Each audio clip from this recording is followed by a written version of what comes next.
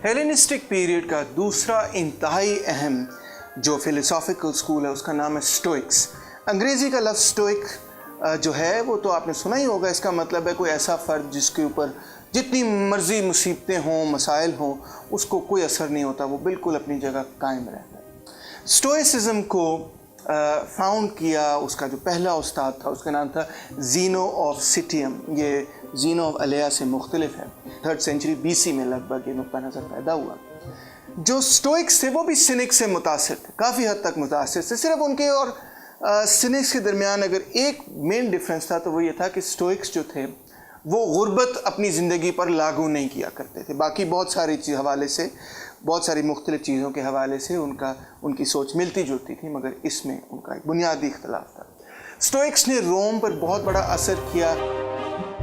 एक बहुत बड़ा एम्परर था मार्कस ऑरेलियस, जो कि रोमन एम्परर था और वो भी एक स्टोइक फ़िलासफ़र था, बाकायदा फ़िलासफ़र था। फिर उसके अलावा सेनेका पे बड़ा असर हुआ, सिसरो पे बड़ा असर हुआ।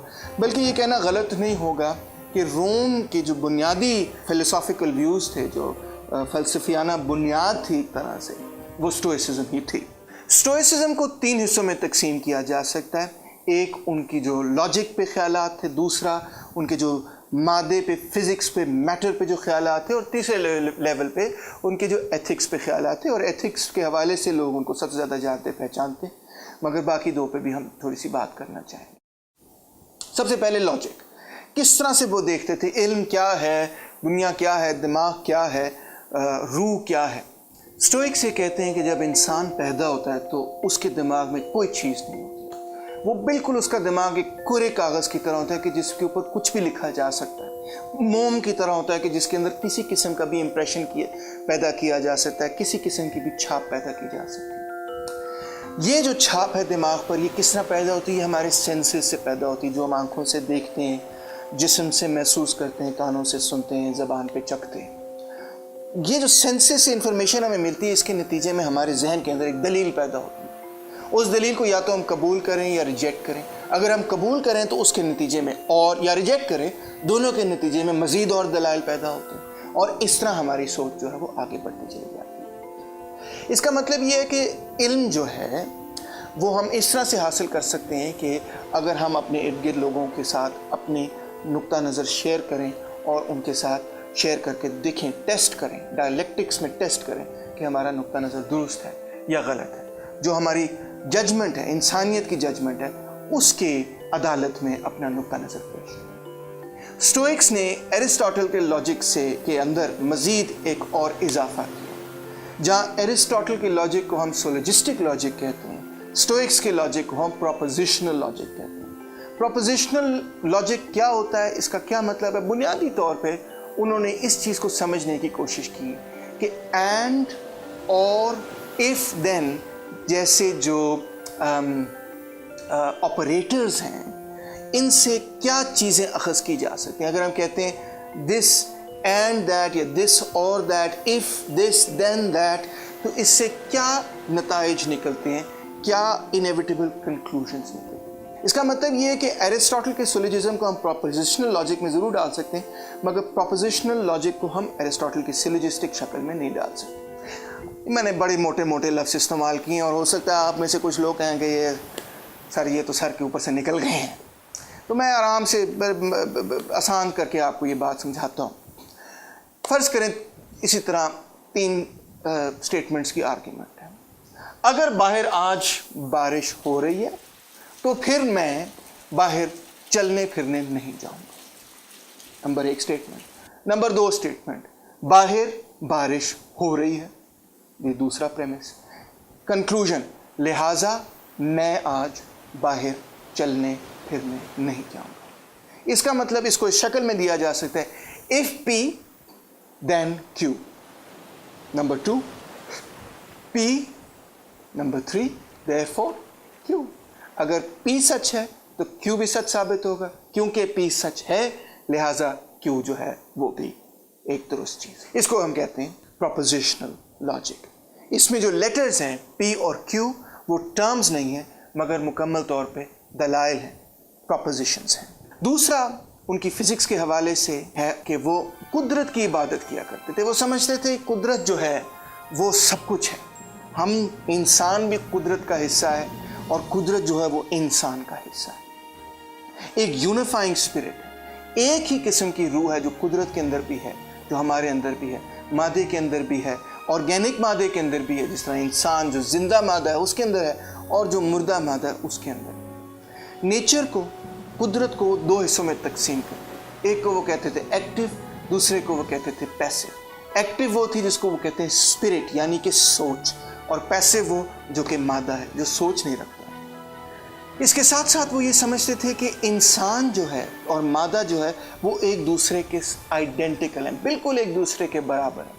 इंसान के अंदर एक पूरी दुनिया है और दुनिया जो है उसके अंदर इंसान है, और इंसान इस दुनिया का बिल्कुल एक फितरी हिस्सा है। जिससे उनकी मुराद ये थी कि अगर इंसान के अंदर एक विल पावर है तो कुदरत के अंदर भी एक विल पावर है। अगर इंसान के अंदर एक अकल है, एक रीज़न है, तो कुदरत के अंदर भी एक अकल है, एक रीज़न है। अगर इंसान का एक लोगोस है, एक लॉजिक है, तो कुदरत का भी वही लोगोस और वही लॉजिक है।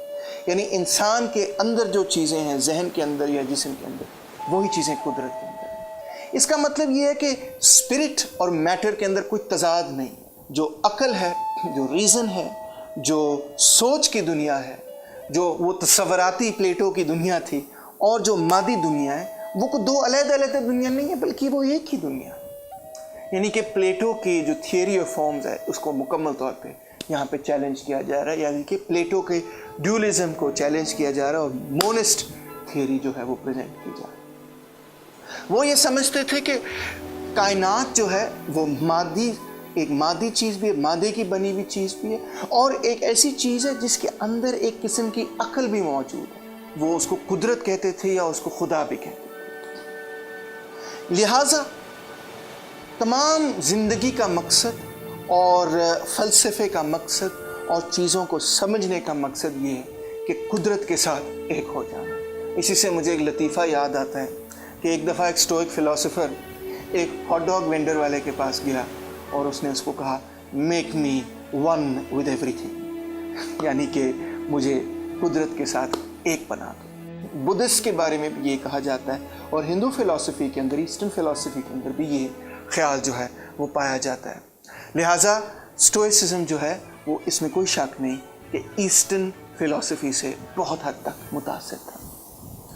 फ़िज़िक्स के हवाले से इसी को जारी रखते हैं।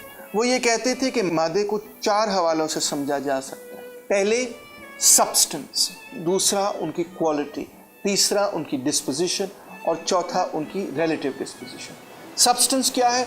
वो बुनियादी मादा के जिससे कोई भी चीज़ बनी हुई, उसको तब्दील किया जा सकता है, उसके अंदर पोटेंशियल है कि वो किसी चीज़ में तब्दील हो जाए, मगर वो किस तरह तब्दील होता है? वो तब्दील होता है कि जब उसके अंदर कोई क्वालिटी, जिसको एरिस्टोटल कहता था फॉर्म, जब उसके अंदर कोई क्वालिटी शामिल हो।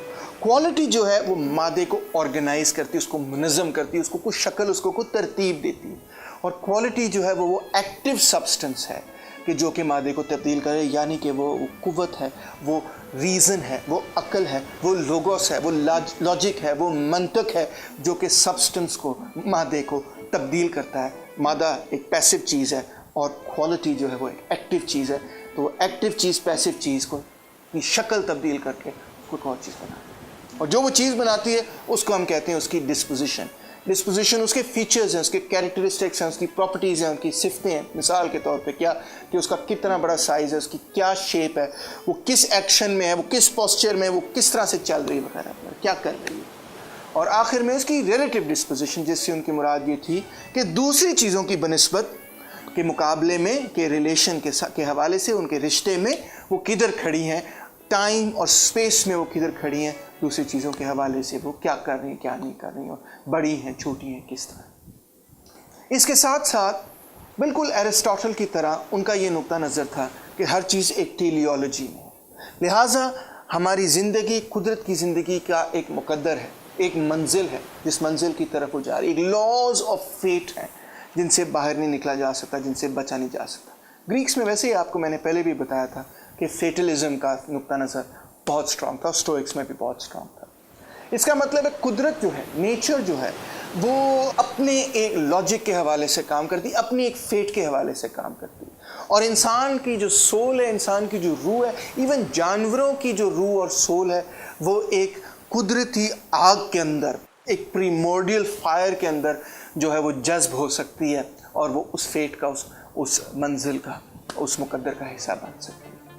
اس کا مطلب ہے کہ انسان کی جو روح ہے وہ ختم بھی ہو سکتی ہے، مگر یہ بھی ممکن بات ہے کہ وہ اس قدرتی آگ کے اندر، اس پریمورڈیل فائر کے اندر شامل ہو جائے، اور اس کے اندر وہ ہمیشہ کے اندر آخرت تک وہ رہے۔